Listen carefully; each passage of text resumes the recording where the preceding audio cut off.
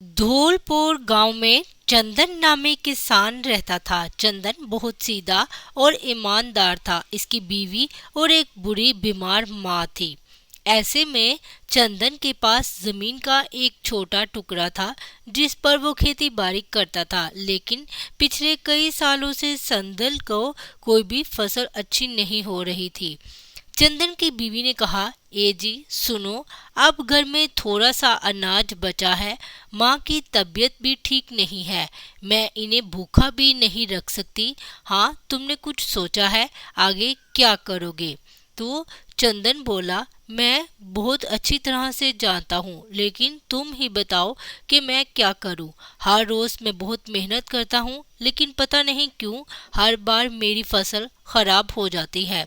सरसों की बुवाई चंद माह पहले हुई थी, लेकिन देखो इसने भी अच्छा नहीं किया, जिसकी वजह से कोई देहाती मेरी बोई हुई फसल नहीं खरीदता। चंदन की बीवी ने कहा, मैं जानती हूँ इसीलिए तुम परेशान हो, लेकिन अब किचन में थोड़ा सा अनाज रह गया है। हम माँ जी को भूखा नहीं रख सकते। क्या हम आगे क्या करेंगे? अच्छा जाने दो, मैं तुम्हें अच्छी तरह जानता हूँ, आप कुछ ना कुछ जरूर करेंगे। चंदन ने सर हिलाया और हाँ में जवाब दिया। चंदन अपने खेत की तरफ जा रहा है जब उसे एक आवाज आती है जो चंदन का पड़ोसी है। इसका नाम जग्गी है, जो एक लालची और हसद करने वाला शख्स है। जग्गी, अरे चंदन भैया कहाँ जा रहे हो? लगता है अपने खेत की तरफ फसल देखने जा रहे हो। ओ भाई अब रहने दो, आखिर कब तक अपनी फसलों का इंतजार करोगे? अरे कई सालों से तुम कुछ नहीं कर पा रहे, अब मुस्तकबिल में तुम्हारा क्या बनेगा? चंदन, अरे जग्गी भैया मैं मेहनत करता हूँ और करता रहूंगा। मुझे यकीन है कि आज नहीं तो कल मेरी मेहनत जरूर रंग लाएगी। जग्गी, आखिर एक बेवकूफ को कितना समझाना पड़ता है। हाँ हाँ ठीक है भाई, मैं भी देखूंगा वो दिन कब आएगा। चंदन उसकी ये बात सुनकर थोड़ा उदास हो जाता है। इसके बाद चंदन अपने खेत पे पहुंच जाता है और अपने कोदाल से थोड़ी सी जमीन खोद लगता है। वहां वो प्याज की फसल के कुछ बीज बेता है। चंदन, मैंने प्याज के नए बीज बोए हैं, इस बार मेरी फसल अच्छी हो, अल्लाह भला करे। इसके बाद चंदन घर आता है। माँ, चंदन, अरे बेटा आया। बेटा तुम्हें आने में काफी वक्त लगा। चंदन, माँ आज मैंने खेत में प्याज की नई फसल बोई है, इसलिए मुझे घर आने में देरी हो रही। तुम ही बताओ माँ, तुम्हारे पाँव में दर्द कैसा है? माँ, बेटा दर्द ऐसा ही है। कल मैं गांव के डॉक्टर के पास गई थी, उसके पास दवा है, लेकिन मेरे पास पैसे नहीं थे, इसलिए मैंने इसे लेने की हिम्मत नहीं की। चंदन, अरे माँ आप फिक्र ना करो, कल मैं वैद्य जी से आपके लिए दवा लाऊंगा। माँ, ठीक है, तुम कह रहे हो तो जरूर ले आओगे। इसके बाद चंदन अपने कमरे में चला गया। चंदन, मेरे पास एक रुपया भी नहीं, मैं अपनी माँ के लिए दवा कहाँ से लाऊंगा? अगली सुबह चंदन वैद्य जी के पास जाता है, जो बहुत बुरा था। चंदन की लकड़ी को देखकर विद्या, बेटा तुम कैसे आए? सब ठीक है ना? चंदन, बाबा आपको क्या बताऊं, कल माँ कह रही थी कि आपने टांग के दर्द की दवा बनाई है। माँ की टांग का दर्द बढ़ता जा रहा है, लेकिन मेरे पास पैसे नहीं है। इस बार भी मेरी फसल अच्छी नहीं रही। बाबा मैं क्या करूं, मुझे कुछ समझ नहीं आ रहा।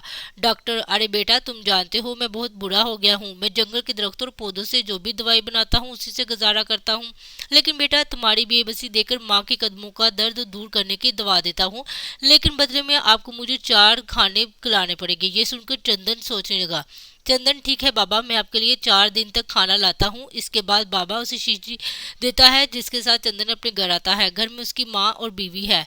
चंदन, माँ ये ले लो, मैं डॉक्टर से तुम्हारी दवा लाया हूँ, अब इस दवा को खाने से तुम्हारे पाँव का दर्द खत्म हो जाएगा। माँ, अरे मैं जानती थी बेटा, अब तुम ये दवा ले आए हो, अब मैं बहुत जल्दी ठीक हो जाऊंगी। मुझे तुम जैसा बेटा नसीब हुआ है। चंदन, ये मेरा फर्ज था। फिर उसकी बीवी चंदन के पास आती है। चंदन की बीवी, सुनो सच बताओ, तुमने अपनी माँ की दवा के पैसे कहाँ से लाए? क्या तुमने किसी से कर्ज लिया है? चंदन, नहीं खुशकिस्मत नहीं, मैंने किसी से कर्ज नहीं लिया, वैद्य जी ने पैसे नहीं लिए हैं। लेकिन ये चंदन की बीवी ये क्या कह रहे हो, बताओ वैद्य जी को देने के लिए पैसे कहाँ से लाए? चंदन की लकड़ी सुंदरी विद्या जी ने कहा कि इसे दवाई के बजाय 4 दिन खाना दो। चंदन की बीवी, तुमने क्या कहा? 4 दिन का खाना? तुमने क्या किया? तुम जानते हो क्या तुमने बावर्ची खाने में सिर्फ महदूद खाना रह गया है। ऐसे में अगर हम वैद्य जी को 4 दिन तक रोजाना खाना देते रहे तो मैं और आपको अपनी माँ को क्या खिलाऊंगे?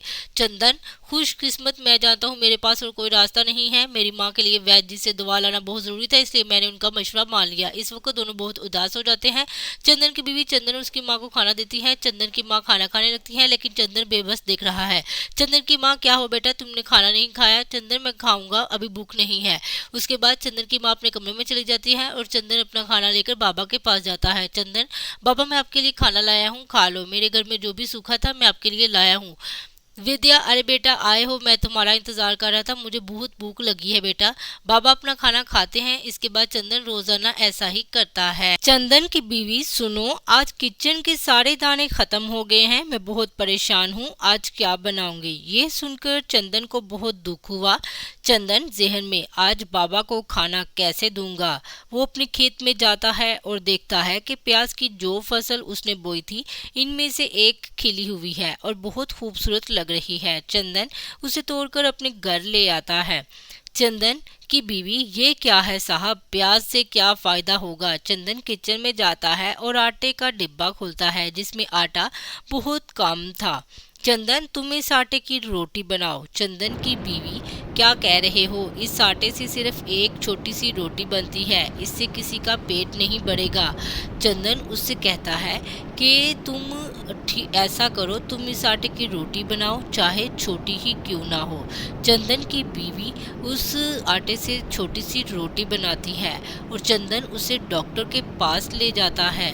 चंदन, ये लो बाबा, मैं आपके लिए खाना लाया हूँ, लेकिन मुझे अफसोस है आज मेरे घर पर आटा नहीं था। मेरी बीवी ने जो थोड़ा सा आटा बचा था, इससे आपके लिए रोटी बनाई है और इसके साथ मैं अपने प्याज की फसल से उगने वाली पहली प्याज भी लाया हूँ।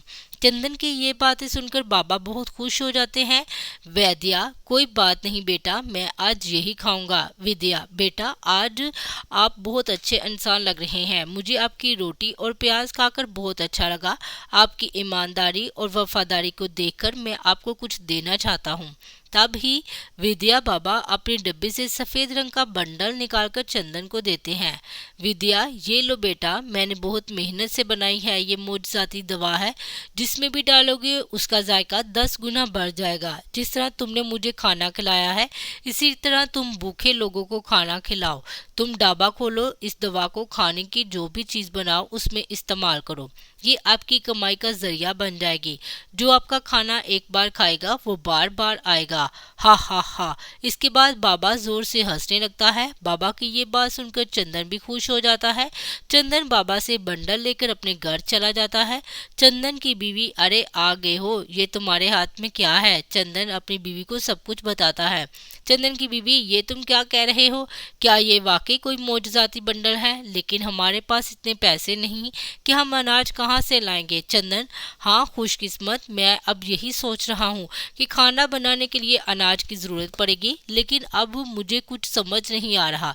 तभी चंदन के घर एक औरत आती है जो चंदन की बीवी सुंदरी की पड़ोसी होती है। मीना, अरे खूबसूरत भाभी, कहाँ हो खूबसूरत? अरे मीना भाभी, आप बताओ कैसी आई? मीना, अरे भाभी, मैं आपके लिए कच्चे चावल और दाल लाई हूँ, इस बार हमारे खेतों में बहुत अच्छी फसल हुई है। अब चंदन भाई पूरे गांव में जाने जाते हैं इनकी फसल कहाँ अच्छी होती है, तो सोचा आपके घर को थोड़ा सा दे दूं। सुंदरी, बहुत बहुत शुक्रिया भाभी, आपने हमारे बारे में इतना सोचा। मीना, अरे नहीं नहीं भाभी, आप बहुत अच्छी हैं, इसीलिए आपके पास लाई हूँ। ठीक है भाभी, अब मैं चलती हूँ। इसके बाद मीना अपने घर चली गई। सुंदरी, ये देखो कितने चावल और दालें हैं, अब हम यही पकाएंगे। इसके बाद चंदन और सुंदरी दोनों मिलकर दाल और चावल बनाने लगते हैं। दाल चावल बनने के बाद चंदन, चलो खूबसूरत, अब इसमें बाबा की दी हुई मोजजाती दवा भी शामिल करते हैं। सुंदरी, हाँ तुमने डाल दी। चंदन की दाल चावलों में दवा डालती है। वो दोनों अपने घर के बाहर लकड़ी की पटरी पर दाल और चावल लेकर खड़े हुए। फिर गांव का एक नौजवान चंदन के करीब आता है। नौजवान, अरे चंदन भैया, अब तुमने कौन सा नया कारोबार खोला है? दाल चावल का ढाबा, लेकिन मुझे नहीं लगता कि ये काम करेगा भाई। चंदन, अरे भाई एक बार खाकर देखो, हम दोनों मियाँ बीवी ने बहुत मेहनत से बनाया है, इसके बाद बताओ। नौजवान, ठीक है, मुझे आपके हाथ के बनाए हुए दाल चावल खाने दो, लेकिन पहले ये बताओ कि तुमने कैसे दिए। चंदन, बस 10 रुपए की प्लेट भाई। नौजवान, हाँ ठीक है भाई, इसके बाद चंदन की बीवी उसे दाल चावल की प्लेट देती है। नौजवान दाल और चावल खाता है। नौजवान, ओ भाई इसका जायका बहुत है, मैंने इस तरह चावल और दाल कभी नहीं खाए, प्लीज एक प्लेट और रख दे। चंदन और इसकी भी बहुत खुश हो गए। जग्गी चुपके से ये सब देख रहा था। ये सब देखकर जग्गी को बिल्कुल पसंद नहीं आया। जग्गी, अच्छा फिर इस चंदन की लकड़ी ने नया तरीका ढूंढ लिया है, अब ये पूरे गांव में मशहूर हो जाएगा। नहीं नहीं, मैं ऐसा नहीं होने दूंगा, मुझे कुछ करना है। वो चंदन के ढाबे पर गया। जग्गी, अरे चंदन भाई कैसे हो, मुझे आज बहुत भूख लगी है, कम से कम एक प्लेट दाल चावल तो रख दो। चंदन, अरे भाई आप दाल चावल खत्म हो गए हैं। जग्गी, अरे भाई माफ करना, चावल और दाल खत्म हो गए हैं, कल आ जाना। जग्गी, ये भी कोई बात थी चंदन भाई, मैं आपके ढाबे पर ऐसे दिल से आया था। अच्छा अब मुझे जाने दो, मैं जाता हूँ। चंदन, ठीक है भाई ठहरो, मैं अभी तुम्हारे लिए दाल चावल बनाता हूँ। जग्गी, हाँ हाँ ठीक है भाई बनाओ। इसलिए चंदन को थोड़ा सा तरस आया। चंदन ने जग्गी के लिए दाल चावल तैयार करना शुरू कर दिया और कुछ ही देर में चंदन अपने सफेद थैले से वो दवा निकालकर बाबा की दी हुई दवा को दाल चावल में डाल देता है। जग्गी ये सब बहुत गौर से देख रहा था। जग्गी जहन में, ठीक है तो इसकी ये लजीज दाल चावल का राज है, इसकी वजह से इसके दाल चावल पूरे गाँव में बहुत लजीज है। इसी वक्त जब चंदन जग्गी को उसके बनाए हुए दाल चावल देता है, चंदन ये लो भाई मेरे चावल और दाल खाओ। दाल और चावल खाने के बाद जग्गी, भाई खाने में मजा आता है, आपके दाल चावल बहुत मजे के हैं भाई, अब मैं जा रहा हूँ। थोड़ी देर बाद जग्गी दोबारा चंदन के ढाबे पर आता है और देखता है कि ढाबे पर कोई नहीं है। वो चुपके से सफेद बंडल उठाकर अपने घर आता है। जग्गी, अब ये कुछ नहीं है, अब मैं देखूंगा कि चंदन की दाल और चावल कैसे बिकते हैं, अब मैं अपना ढाबा खोलूंगा और बहुत पैसा कमाऊंगा। दूसरी तरफ चंदन अपने ढाबे पर मौज जाती पोटली नहीं देख पाता तो उसकी बीवी बहुत उदास हो जाते हैं। चंदन की बीवी, अब हम क्या करें, यहाँ से बंडल कौन ले गया। चंदन, मुझे कुछ समझ नहीं आ रहा, अब क्या होगा। चंदन वापिस उसी बाबा के पास जाता है। चंदन, बाबा आपका दिया हुआ बंडल किसी ने चुरा लिया है, अब क्या होगा बाबा, अब मेरे हाथ के दाल और चावल जिसे लोग कैसे खाएंगे। विद्या, बेटा तुम फिक्र ना करो, जिसने भी वो पोटली चोरी की है वो उस दवा पर उल्टा असर करेगी। लेकिन बेटा तुम उदास क्यों हो, आप बहुत मेहनत और लगन से दाल चावल बनाते थे, इसलिए गांव वाले आपके दाल चावल को बहुत पसंद करते थे। मेरी दी हुई दवाई कुछ ज्यादा जायका जरूर देती थी, लेकिन तुम्हारी सच्ची वफादारी और लगन के सामने उसकी इतनी अहमियत भी नहीं है। तुम जाकर दोबारा अपने ढाबे पर जाओ और उसी मोहब्बत और वफा से दाल चावल बनाओ, आप देख लें गाँव वालों को भी आपका बनाया हुआ दाल चावल बहुत पसंद आएगा। चंदन, ठीक है बाबा मैं जाता हूँ। उसके बाद चंदन अपनी बीवी के साथ दोबारा दाल चावल पकाने लगता है। दूसरी तरफ जग्गी भी अपना ढाबा खोलता है। वो बहुत ज्यादा दाल चावल बनाता है और इसमें वही दवा मिलाता है। गांव का एक शख्स जग्गी की दुकान पर आता है। आदमी, अरे भाई बस एक प्लेट दाल और चावल रख दो। जग्गी, हाँ भाई मैं अभी रख दूंगा। जैसे ही आदमी जग्गी का बनाया हुआ दाल चावल खाना शुरू करता है उसे उल्टियां होने लगती हैं। आदमी, अरे तुमने चावल और दाल में क्या बकवास है, तुमने कैसा खाना बनाया है, बेचते क्यों हो। जग्गी, अरे क्या हुआ भाई, आपको दाल चावल पसंद नहीं आए। आदमी, अच्छा तो छोड़ो, मैंने अपनी जिंदगी के इतने खराब दाल चावल नहीं खाए, तुम सिर्फ अपने दाल चावल खाते हो। इस बाद वो शख्स गुस्से में वहां से चला जाता है। जग्गी, ये ऐसे कैसे बनते हैं, मैं इन्हें खाने के बाद देख सकता हूँ, वो ये बहुत कड़वे हैं, मुझे भी क्या कर देंगे। शी, ऐ खुदाया, अब मेरे बनाए हुए इतने दाल चावल कौन खाएगा। मैंने अपनी सारी बचत इतनी ज्यादा दालें और चावल खरीदने में लगा दी, ये मैंने क्या किया। और जग्गी जोर जोर से रोने लगता है। चंदन और उसकी बीवी बगैर किसी दवा के दाल चावल बनाने में बहुत मेहनत करते हैं। वो तमाम गांव वालों से बहुत प्यार करता है। नंद आता है और लोग दोबारा उसके ढाबे पर हजूम करने लगते हैं।